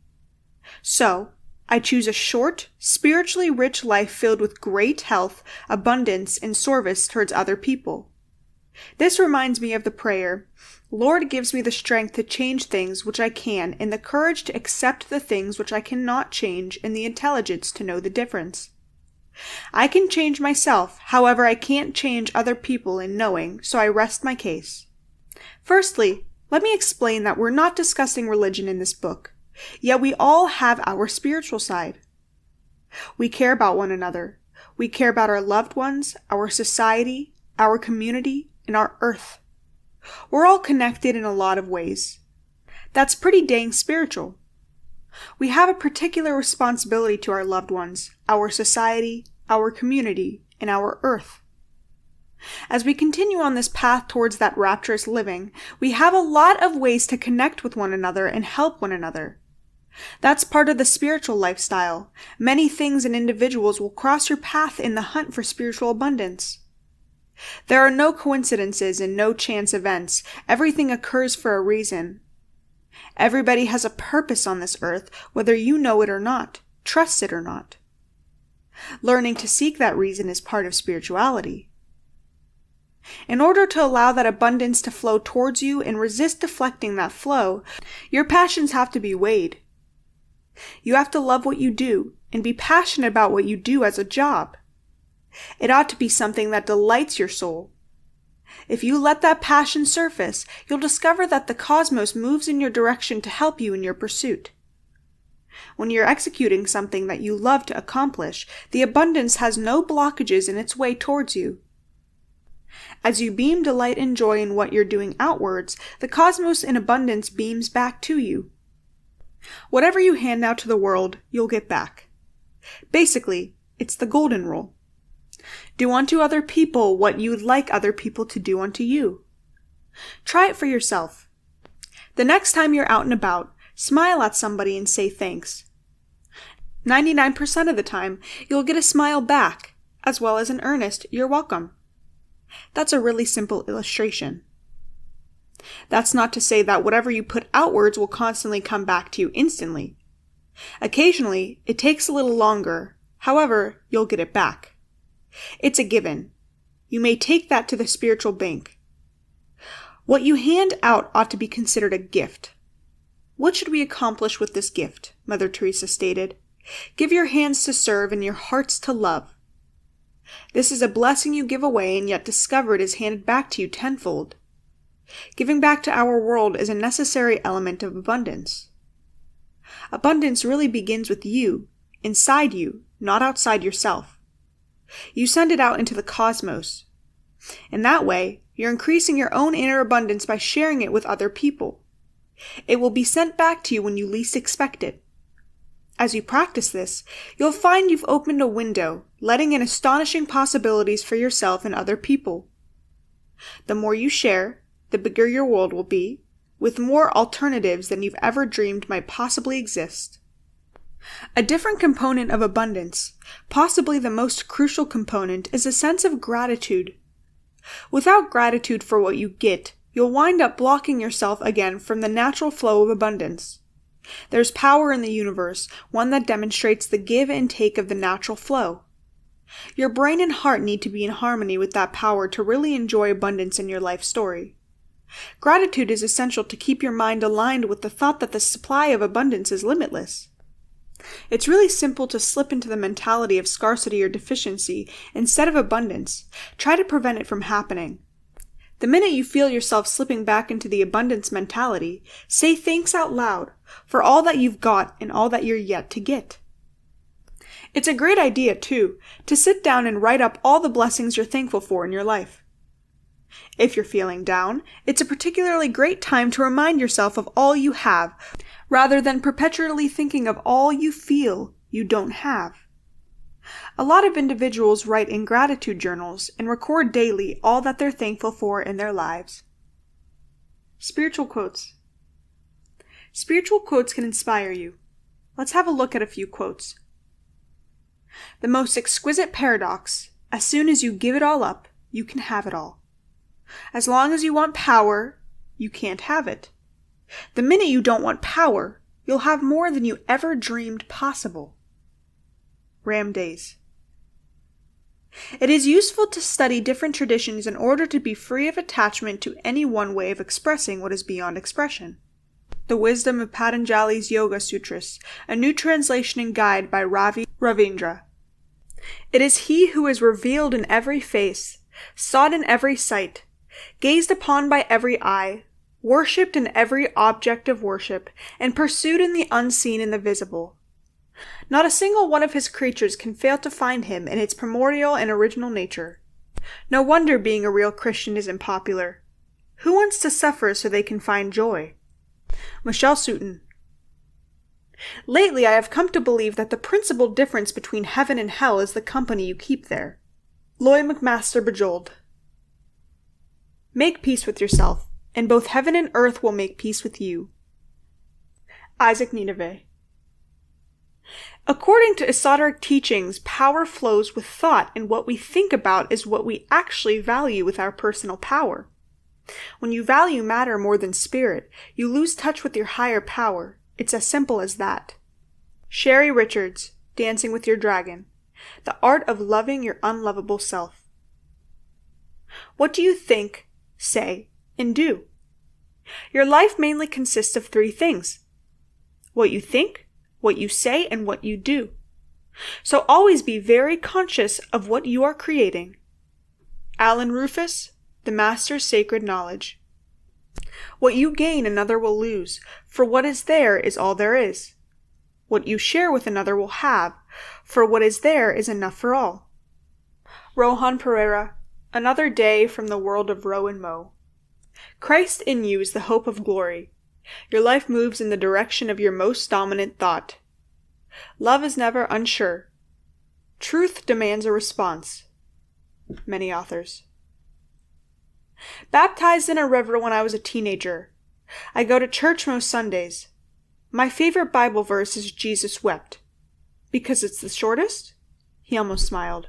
No, because it says that Jesus knew what it meant to grieve. He just let his best friend in the world die of illness when he could have gotten there in time to save him. I'm thinking he was between a rock and hard place, and the hard place let his friend die. He grieved. Then, when he could, he went and raised his friend from the grave, and he knew that if he did that, he'd die himself. Faith Hunter, Blood Trade. You are not as insignificant as you have often been told, nor are you any more significant than you have often told yourself. Maureen Moss. To abstain from sin when one can no longer sin is to be forsaken by sin, not to forsake it. Augustine of Hippo. The starting point of all achievement is desire. Napoleon Hill. Napoleon Hill's Keys to Success, the 17 Principles of Personal Achievement. Always remember, wherever you are, whether near or far, you had a mother who really, really loved you. The original mother. Once you've found your true inner guru, you can never again be divided. Perfect union with the divine, through the grace of your real teacher, transcends time, space, death, and all worldly limitations. Your real teacher is the original mother, regardless in which manifest or non-manifest form or gender she appears. The one who nurtures you and the one who also, out of wisdom and compassion, corrects you if you are misguided. Zena Shriek. I write because I hope. I write because I have faith. Hope. Hope alike a fresh flower grows in the sand of my heart. Faith. Faith alike the sea will be perishing only when the sea disappears. Katerina Kostaki. Cosmic Light.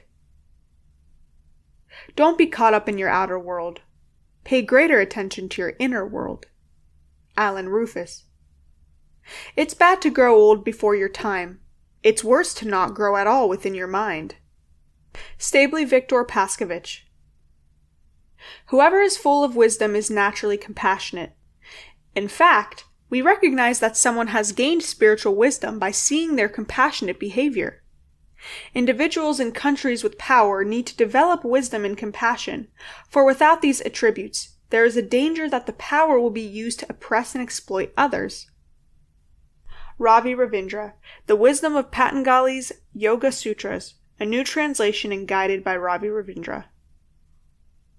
My words, thoughts, and deeds have a boomerang effect, so be careful what you send out. Alan Rufus, The Master's Sacred Knowledge. Find out what my individual divine and unique power is and offer it outwards in harmony with all life. Alan Rufus, The Master's Sacred Knowledge. Unless we take that first step into the unknown, we will never know our own potential. Alan Rufus, The Master's Sacred Knowledge. Life should be touched, not strangled. Ray Bradbury. Understanding the Pillars of Abundant Spirituality. The concept of abundance in spirituality is multifaceted, referring to an overflowing fullness of ample quantity of something, whether it's material possessions, experiences, relationships, or spiritual insight. When talking about abundant spirituality, we're generally referring to the perspective that emphasizes the infinite potential of the universe to provide, the inherent value of each individual, and the interconnectedness of all things. Different traditions and spiritual teachers might outline the pillars or principles of abundance in varying ways, but here are some common themes that often arise. Gratitude. Recognizing and appreciating the blessings we currently have in our lives is often seen as the foundation of abundance.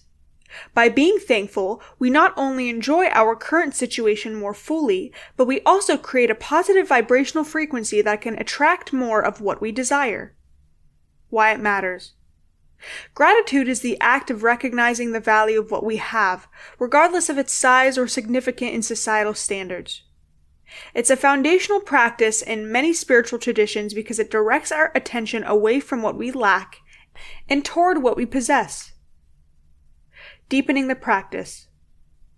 Keeping a daily gratitude journal, where you list things you're thankful for, can be transformative. Another practice is to mentally note 3 things you're grateful for every night before sleep. It's about training the mind to focus on positives. Mindset of plenty. The belief that the universe is infinitely abundant and there is more than enough for everyone. This contrasts with the scarcity mindset, where one believes there's a limited amount of goods and one must compete for them. Why it matters. A mindset of plenty helps combat feelings of jealousy, envy, and unnecessary competition.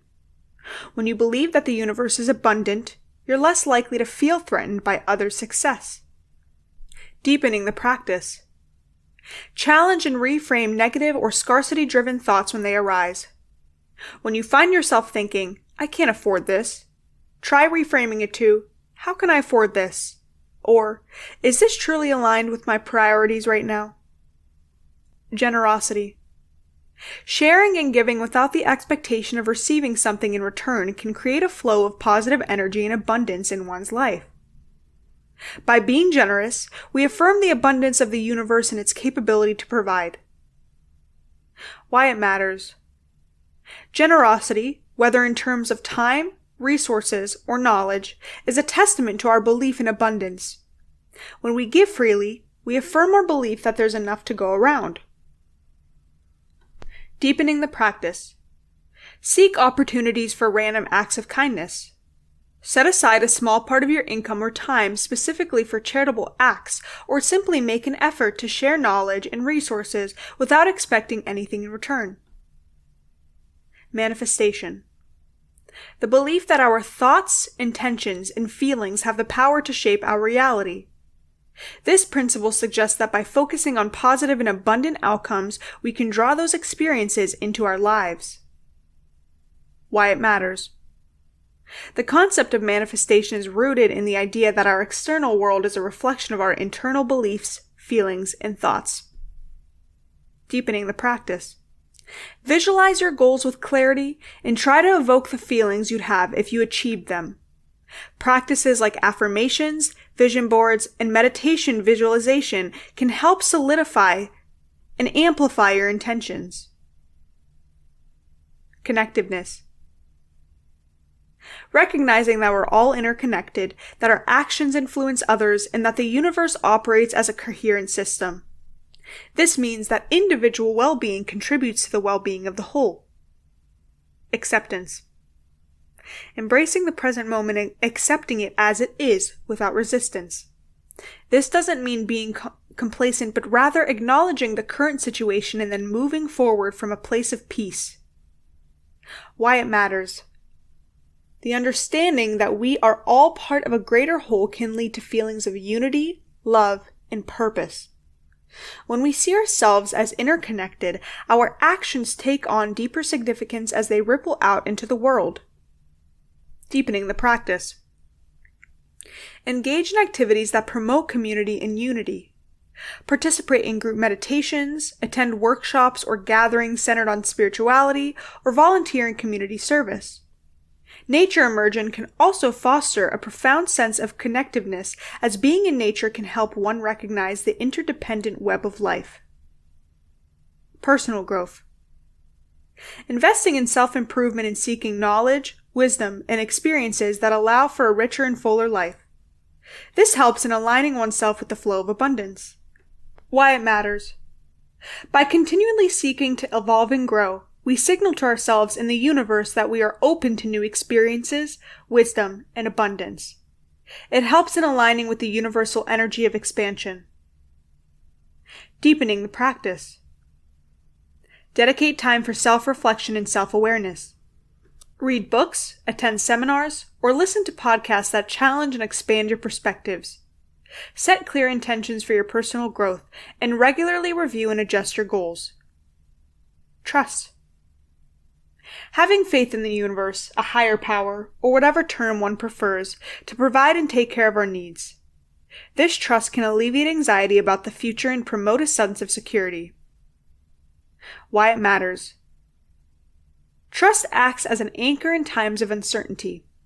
It's the belief that even in challenging times, there's a larger plan at work that we may not immediately understand. Trusting the process can alleviate stress and anxiety. Deepening the practice. Meditation, particularly on mantras or affirmations centered around trust, can be beneficial. Whenever faced with challenges, take a step back, breathe, and remind yourself to trust the flow of life. Journaling about past instances where trust has been rewarded can also help reinforce this principle. Joy and celebration. Taking the time to celebrate achievements, blessings, and even the simple joy of life. This reinforces the abundance already present in our lives. Why it matters. Celebrating joys, big or small, reaffirms the abundance in our lives. It helps us recognize and amplify the positive vibrations around us. Deepening the practice. Cultivate a practice of recognizing daily moments of joy. Create rituals around celebrating achievements. This doesn't have to be grand. It could be as simple as lighting a candle, sharing with a loved one, or indulging in a treat. Detachment. While it's okay to have desires, it's equally important to detach from the specific outcomes. This means understanding that there may be multiple ways for the universe to deliver abundance and being open to the form it takes. Why it matters. Attachment to specific outcomes can lead to disappointment if things don't go as planned. Detachment, on the other hand, allows us to remain flexible and open to alternate paths to our goals. Deepening the practice. Practice letting go of rigid expectations.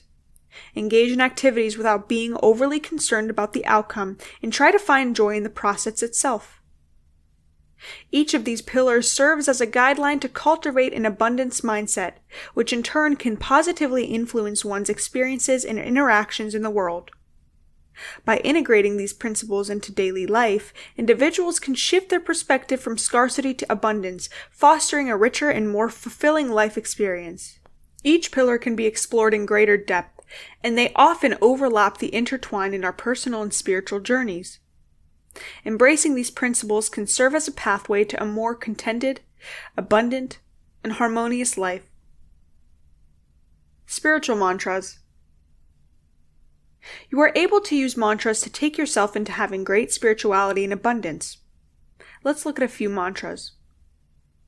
I recognize and honor Divine Spirit in all those I meet today. I choose to live my life in a way that allows the higher good of all. I recognize and embrace the gift of intuition. I acknowledge and respect all my feelings. Divine love is working through me now. I am receptive to the messages of the universe. I honor the Divine Spirit in all around me every day. I choose to clearly understand the higher messages within my dreams and intuition. I am a loving, forgiving, gentle, and kind person. I release the need and desire for constant material gain. I clearly recognize and embrace any and all signs from the universe. I am the creator of my own future. I accept others as they are, and they in turn accept me as I am. I live only in the here and now. I honor the gift of insight and choose to clearly understand the higher messages within my dreams and intuitions. I choose to accept only positive and divine energies in and around my life. I am one with creation. I am responsible for all my actions. I recognize and honor Divine Spirit to be omnipresent and all around me every day. I am a radiant being filled with light and love. I recognize Divine Spirit to be omnipresent. I am creator of my destiny. I respect and honor all divine gifts. The past is gone. I live only in the present. I am conductor of the choir that is my life. I am writer, director, and producer of the movie that is my life. All is well and as it should be. I am divinely guided in all that I do, say, and think. I learn the lessons of my past and create the circumstances of my future. Everything that is happening is only for the highest good of me. I am in perfect alignment with the universe, and the universe is perfect. The love of the universe flows to me, through me, and around me at all times. The abundance of the universe flows to me, through me, and around me at all times. All is as it should be. I am a spiritual being having a human experience. I am open to the gifts of the universe. I choose to free myself from the ignorance and limitations of old habits and structures to further my growth. I release the need to control and trust in the universe. I give freely without the need or expectation of receiving. My highest good is manifesting in my life right now. I live only that which is for my highest good. The universe naturally and freely provides for all my needs. Namaste. I honor the God in you, the place of love, of truth, of peace, and of light. I am lover, I am light. Everything I do, feel, say, think, and project comes only from the place of love and light. I send you love and light. Any souls that I have wronged on this day, I ask for forgiveness and send love and light too. I am at peace. I am happy. I choose happiness. I choose happiness no matter what my circumstances. Any souls that I feel have wronged me on this day, I forgive and send love and light to. I am a cultured and wise and yet a humble person. I choose only positive thoughts. I am positive energy. I have all knowledge within me. I am on my life purpose. I patiently and intently follow the guidance of my higher self on the path to enlightenment. I commit myself to the direction of my higher self. The answer I seek is available within me. I patiently and respectfully ask for divine guidance on. My security resides within. I am an abundant shining light of happiness and am at peace with myself. I am at harmony with the universe. I am at peace with all those around me. My mind and body are in complete alignment with the universe. I send you love and light and the knowledge that your higher self will lead you on a path that is for the highest good of all. Everything good is coming to me easily, effortlessly, and abundantly. I am always in the right place at the right time. I now give and receive freely. I deserve the best and it comes to me now. I expect the best and I get it now. I am free to make my own choices and decisions. I release the need to control and allow my higher self to guide me daily in living a life that will lead to the higher good of all I am in contact with. I am free to choose based on the here and now. All possibilities are open to me, right here, right now. I have all possibilities open to me now. I deserve to be happy and successful. I choose to make my own choices and decisions. I trust in the process of life. I am flexible and open to change in every aspect of my life. I enjoy perfect balance in my life. I am free to choose to live as I wish and to give priority to my desires. I have the gift and power of choice. I release the need to control the outcomes in my work situations and trust in the power of the universe. I choose to live my life in a non-judgmental manner. I am loved. I embrace the lessons that life brings me. I choose to experience life to its fullest. I expect life to give me what is best for me. I choose to live only in the here and now. I choose non-confrontational responses to situations in my life. I release the need and desire to judge others. I release the need to control the outcome of my life situations and trust in the power of the universe. I honor the divine gift of life. I am responsible for my own spiritual growth. I trust that everything in my life is working for my highest good, and I am receiving all that I am meant to have. Guarantees by the grace of Guru Amar Das, who is hope for the hopeless, and Guru Ram Das, who is king of the yogis and bestower of blessings, past, present, and future, that the prayer will be answered, and that all one's needs are provided for, signed, sealed, and delivered. What the famous have to say about spirituality. For real spirituality and abundance in your life, you must have motivation in particular areas. Let's look at quotes from some of these particular areas that you can learn a lesson from and add into your life. What do they say? People don't see this side of me.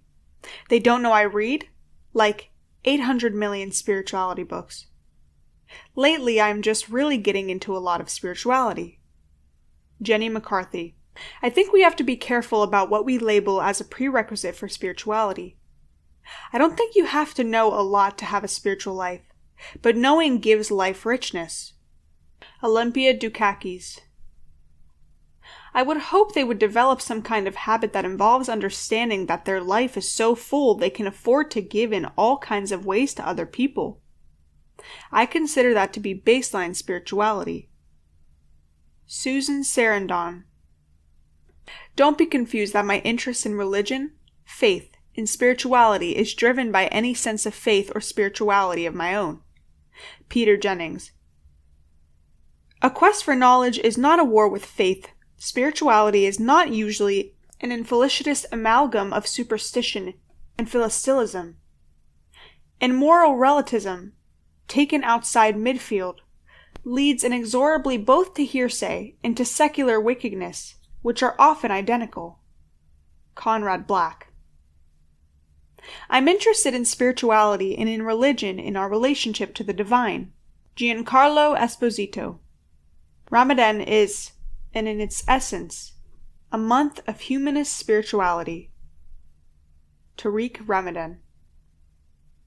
Religion can be both good and bad. It is spirituality that counts. Pat Buckley. Many of my fellow atheists consider all talk of spirituality or mysticism to be synonymous with mental illness, conscious fraud, or self-deception. I have argued elsewhere that this is a problem, because millions of people have had experiences for which spiritual and mystical seem the only terms available. Sam Harris. I don't go to church anymore, but I think that Catholicism is rather like the brand they use on cattle. I feel so formed in that Catholic mold that I don't think I could adopt any other form of spirituality. I still get feelings of consolation about churches. Rachel Cusk. Any spirituality can be enhanced with the practice or study of yoga. Chrissy Turlington. Religion is run by thought police. Obey. Listen. This is what you do. Don't ask questions. Go die for your country. The spirituality says, okay, you can die for your country, but know what you're doing while you're doing it. Tommy Chong. My grandfather was a voodoo priest. A lot of my life dealt with spirituality. I can close my eyes and remember where I came from. Wyclef Jean. I am sensitive to the value of faith and religion and spirituality in people's lives because I'm a journalist. Peter Jennings. To me, religion is an agreement between a group of people about what God is. Spirituality is a one-on-one relationship. Steve Earle. There are things coming from me that I felt I wanted to talk about. My search for my own blend of spirituality, my acknowledgement of my sexuality, my being the single mother of a young man. Anna Castillo. I tend to place my own value in spirituality rather than religiosity. Kitty Kelly. Vanity, showing off, is an attitude that reduces spirituality to a worldly thing, which is the worst sin that could be committed in the church. Pope Francis. I was able to Sleep with Anger, a very powerful film about African Americans, their spirituality, and the things that happened within a small community and a family. Danny Glover. At different points in my life, I had grappled with the idea of going into the priesthood, in high school or law school. Where it ends, I'm not quite sure. Perhaps it ends with death, grappling with one's spirituality. James McGreevy. To recover a spiritual tradition in which creation and the study of creation matters would be to inaugurate new possibilities between spirituality and science that would shape the paradigms for culture, its institution, and its people. Matthew Fox. To play June, I had an immediate connect with her background and culture. We grew up with the same religion and shared a lot of the same values of family and spirituality. But I was really so inspired by what a modern woman she was. Reese Witherspoon. I think there's been a big problem between religion, or organized religion, and spirituality. Dade Davies. To me, spirituality means no matter what. One stays on the path, one commits to love, one does one's work, one follows one's dream, one shares, tries not to judge, no matter what. Yehuda Berg. Where people are now in terms of the economic crisis, they're looking at what we think is the bottom, and I think that's when people look to film and to spirituality. Emilio Estevez. You can have religion with spirituality. You can also have religion without spirituality. Eckhart Tolle. I also work with the spirituality of people. Della Reese. Broadway is such a diverse community. Everybody knows how I believe, and everybody believes, and it's not a big deal. But in Hollywood, if you talk about politics, especially if you're a Republican, or spirituality, it's just not something people want to hear about. Kristen Chenoweth. I liked the humor of it. I've always enjoyed a sense of humor in God and in religion and spirituality. Amber Tamblyn. Spirituality conclusion. We all wish to progress forward, better ourselves, make better lives for our loved ones, and develop as citizens of this planet. The heftiest element of ceaseless gratitude is the way it keeps you from slipping back into disgruntled thoughts, the thoughts of scarceness and deficiency. A different way to avoid this is to quit drifting into the past or fretting about the future. The past is over. You can't alter anything that has occurred previously. Going over past errors or sorrows is pointless. Keep away from the pitfalls of the should'ves, could'ves, or would'ves mindsets. Errors of the past are only crucial as long as you've learned from them. Equally purposeless is attempting to foresee the future and fretting about what will occur in the years to come. That's not to say that you should not make some plans, simply don't carve them in stone. You might have to go to plan B at times. Among the crucial things you may do to brace for abundance to come your way is to clean your household, literally and figuratively. You have to reevaluate what's crucial in your life. Cut out unneeded mental clutter that keeps fresh thoughts and opinions from being able to get into your mind. Eliminate old bad habits, those that keep you in the scarcity mentality, and then make way for fresh great habits, those ideas and emotions that are dragging abundance into your life instead of chasing it away. The greatest block keeping abundance from life is jumble. That's right. I said jumble. Look around you today. Can you see a little destroyed furniture, damaged clothing, the crumpled bits and pieces that make up your house? The more debris you have encompassing you, the less room you have in your life for the great things.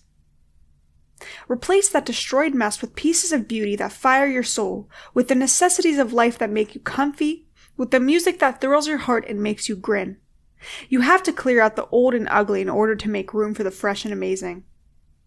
What criteria should people follow to choose what goes and what says? It's easy, really. Anything that's actually useful right now, not those that could be handy some days, ought to stay. If they can't find a use for a junk right this minute, then they ought to get rid of it. And they ought to keep it if they find the item really beautiful to them. Not another person's notion of beauty, however theirs. If it's truthfully useful right now or sincerely beautiful to them, it stays. Otherwise, load it up and eliminate it. Now perhaps you're asking, what does a house clear of unneeded clutter have to do with abundance?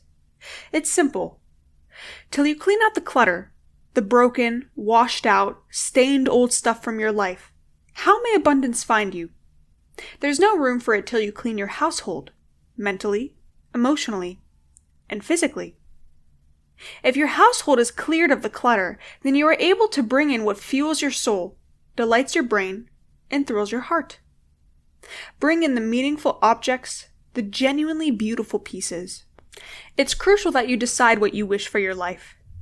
According to your own personal values, then arrive at a decision to take action involving those values. By living simply, you invite abundance into your life story. As long as your household and your brain are cluttered with stuff, there's no room for the flow of abundance. Simplify your life. Not only will you start to feel better about yourself, it will begin to show in everything you accomplish. It will show how you interact with loved ones and friends. You'll be more at ease, happier, less stressed, and much relieved in your heart and in your brain. Conclusion.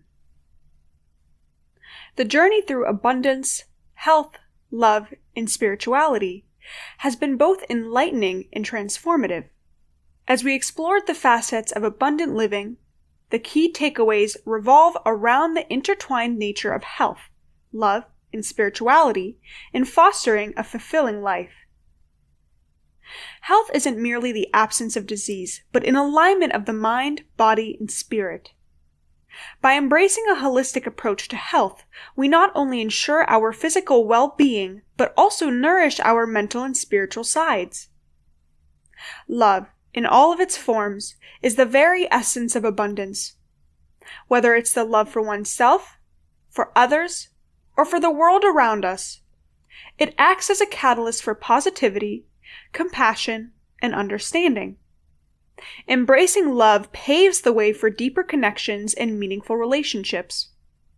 Spirituality, irrespective of religious beliefs, is a beacon that guides us towards our higher selves. It provides perspective, purpose, and a connection to something greater than ourselves. Through spiritual practices and reflections, we gain insight into our true nature and our place in the cosmos. The synergy of health, love, and spirituality creates a life of abundance. By honoring and nurturing each of these aspects, we step into a world where contentment, joy, and purpose are not just aspirations but daily realities. Deepening the exploration. As we move beyond the surface of abundance, health, love, and spirituality, it becomes evident that these three pillars don't just stand independently, but weave together in a tapestry of the human experience. Health. In the broader context, health isn't just about the physical realm. Emotional, mental, and spiritual health play pivotal roles.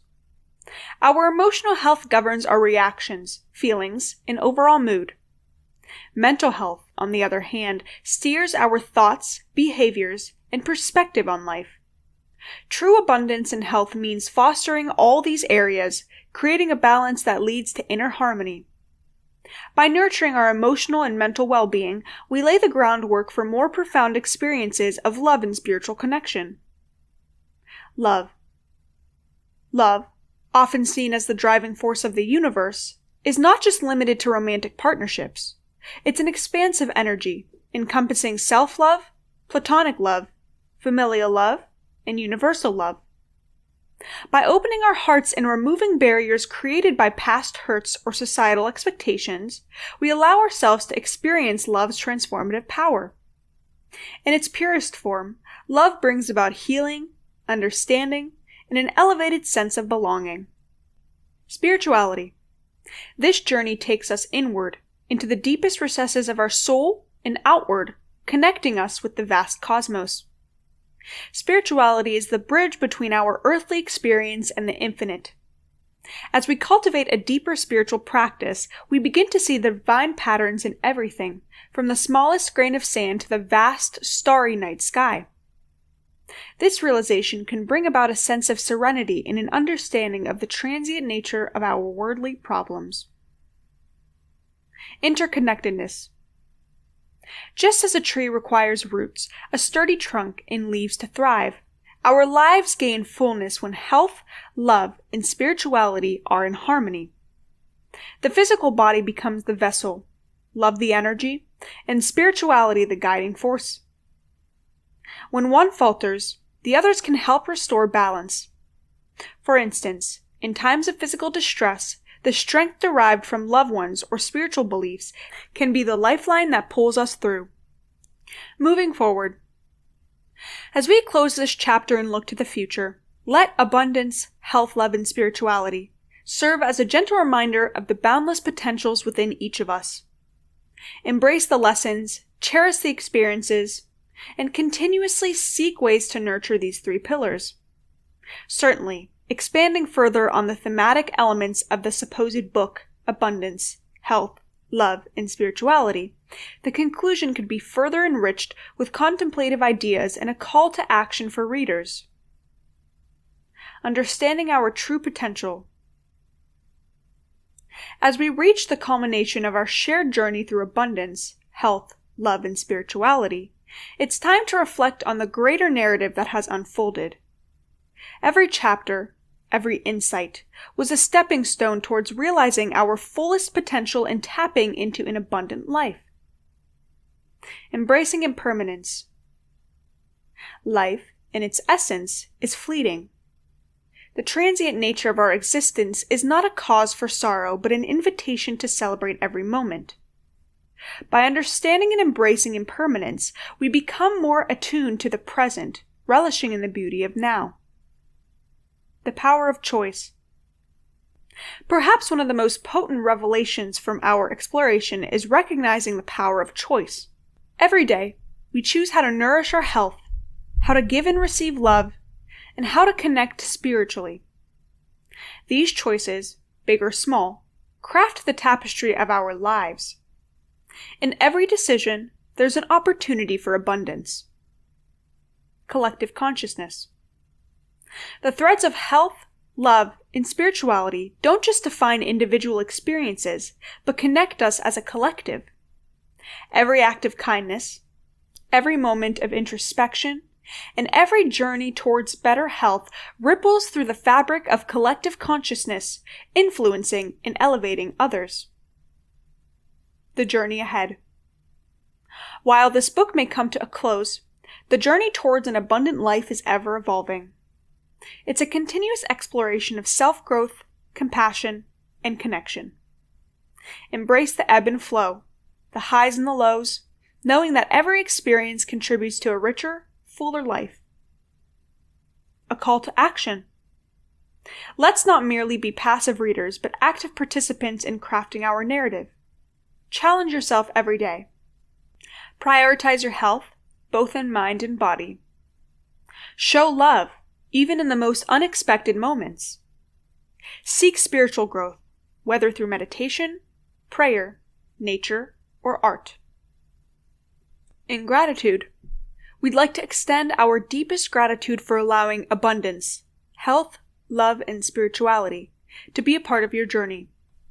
We hope it serves as a beacon, lighting up the path even during times of uncertainty. A heartfelt thanks to every reader who embarked on this journey with us. Your openness to explore, learn, and grow has made abundance, health, love, and spirituality more than just words on a page. Here's to a life brimming your abundance in every form. In gratitude, we extend our thanks once more. May your journey ahead be filled with abundant health, boundless love, and a profound spiritual connection. In closing, remember that abundance is not a destination, but a way of life. Embrace it, live it, and share it.